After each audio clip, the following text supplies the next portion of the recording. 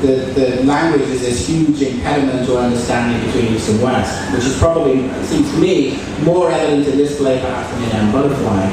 So I wonder if you could sort of talk about that. Is the issue of language always going to mean this chronic, is that because the languages are just so different that we, tell us about it. I mean, I feel like language in Chinglish sort of ends up being the metaphor for a number of different misunderstandings that take place in the play. I started, I've been going a fair amount to China over the last 5 or 6 years because, well, China has become interested in Broadway-style shows.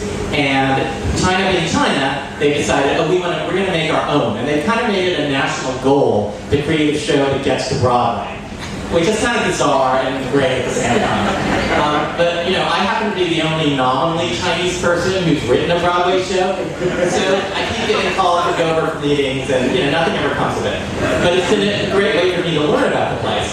And I started to think it might be interesting to write a play about doing business in China. And then my second thought was, well, but so much of that interaction is about language.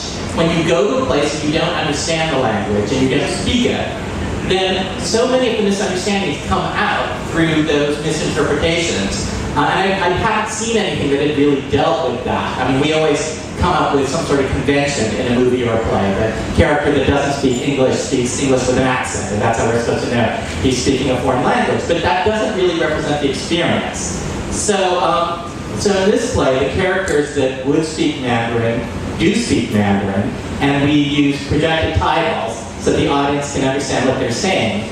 And I think that opens the door to looking at a number of different sorts of misunderstandings. I would say that language kind of is the first misunderstanding, but then there are also whole concepts in the culture that are perceived differently in the West than in the East. For instance, love, marriage, things like that.